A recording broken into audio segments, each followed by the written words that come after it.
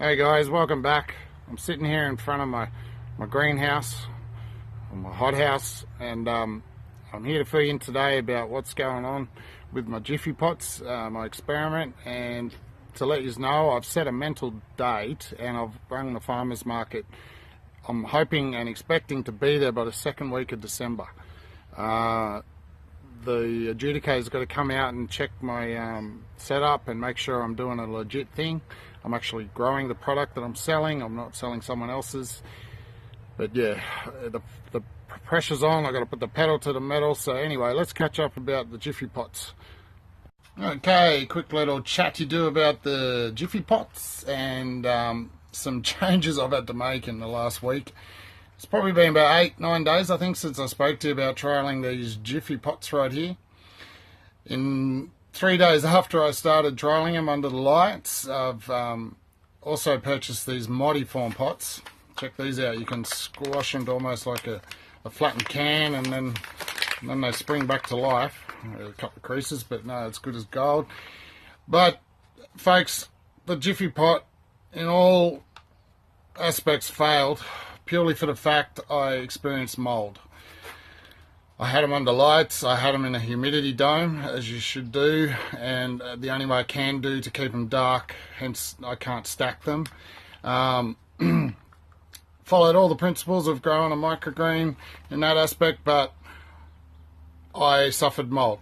I tried all things to not get the mold by having a fan very close to the pots while they were germinating and sprouting, but that was causing the pots to dry out very fast. I'm working at night time and other jobs, so I constantly can't keep them wet. So I tried another method to sit them, water them, and sit them in a little bit of water, hoping I'll drink it up and stay moist enough for me to get home and re-fix them up. But I couldn't beat the mold. I'm sure you guys are all thinking, yeah, I told you so, or you knew that was going to happen. But hey, I was after growing a product that could be tossed away when finished, hence the way I'm going to be doing this, growing them live in a pot.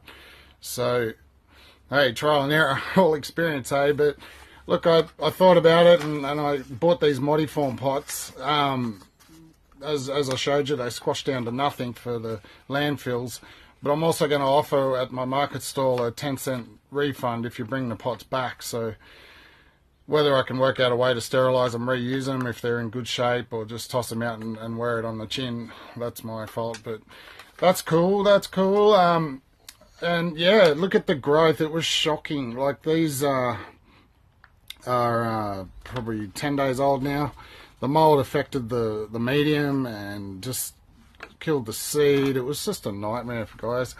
And and hence the Modiform pot was fantastic. Yeah, no problems as I was speaking about. But what I did foolishly wrong here is, after I took the humidity dome off, I had lovely yellow sprouting yay high and ready to grow them out and harden them up, green them off. I brought them straight to this greenhouse I'm standing in, which I'm dubbing the hothouse, and it just stunted them. Look, this is hopefully some knowledge you'll pick up from me. I'm living in a hot area. Hey, we're going into summer. The area I live in's in a valley next to a river. It's humid, it's hot, and I should not have bought them straight out here. And hence I've built the third environment for me to now grow in. It's a shade house. I'm going to take you over and show them. I've built two, one small one and a large one, and the results have been tenfold. I think with the hothouse, the greenhouse, I'm going to keep it for sure and use it for germinating the seeds that require hot and can handle the heat, because that's going to germinate them real quick. But as for this time of year and growing them out, I'm going to use the shade house because it's causing them to stretch and look beautiful, ready for sale, and lots of volume to them.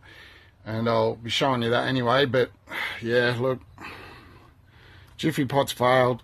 I'll give them a go somehow, look, over time, but I've got to get to markets. I've got to start selling this stuff. I'll go with the Modiforms. I hopefully won't get any flack from the locals. And I'm offering them 10 cents back on their next sale, or if they bring them back, yeah, I'll work something out. But look, guys, I've got to get moving. Anyway, yeah, Jiffy pot fail, Modiform pot, you're in. It's a bigger one I'm using now. It's 10.5. This is a 8 centimeter size pot. I'm using a bigger pot. It's adding more volume and much more microgreen in for the sale, and it's working out an extra gram of seed per pot, so it's not too much more cost on that front. Anyway, let's go have a look. Talk to you soon. Okay, shade house number B, shade house number A, meaning first built, second built, all out of recycled pallets and some old screws, and all I had to pay for was the shade cloth. But I'll take you in for a closer look. And before you think, oh, it's made out of wood, it's going to rot, I know it's purely for trial. So future upgrades will be all steel shade houses. Alright guys, let's have a look. Alright, not all that much going on in here. There's the old Jiffy pots I was whinging about. They look alright, but look, just not happening. But anyway, I want to focus on what is happening. Look at that difference there. We were just looking at those Modiform pot down the back in the hothouse. This one's day 8, still growing strong and going up. I've literally taken the humidity dome off these about 6 hours ago. They're just starting to green up. All sorts of flavours in there. I won't go through it, but you get the general idea. And on to just quickly show you the new big pots I was talking about. Just lifting them off carefully, and there we go. They're 10.5 centimeters across. I can get up to 4 grams of seed in there, and it's for example, look at the red amaranth down the back there. It's going to look beautiful. So yeah, I've got them going on. I'll just go over to the second shade house. Just walking over here. I've finally got my 10-20 trays. Hey, like I had to get these off eBay. You can't get them in Australia. I got them from an Australian seller, but it's the only one. I love them. They're huge, guys. They're pretty deep, but anyway, just nice size. Anyway, there we go. There's some more I put in this morning. 3 types of radish. These are the Hongsei radish, and some red Rambo down the back, and furthest back are the what are they? Oh no, yeah, the red arrows. Yeah, that's it. So there's 3 types of radish going on there. And here we've got, I've labelled these ones, the mustard, the red giants at the front, some rocket, arugula you'd call it for your Americans, and down the back some more cold leaf cress. Over here, just finally some more cress at the front, some red amaranth, and some red cabbage down the back. Guys, these are all sample pots I'm going to hand out to restaurants in 10 days, I hope. Hoping they go well. Alright, there's a little update for you. I'll let you know how these ones are going, but I'll be in touch. Take care. See ya. Oh, just wait. Just before you go, remember to like and subscribe and help me out.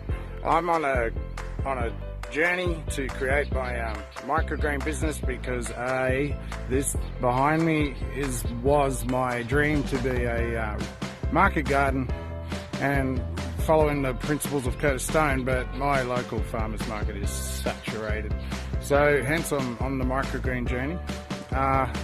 So yeah, like and subscribe, stick around, check out the other microgreen growers. They're all fantastic if you're new to this stuff and want to get into it.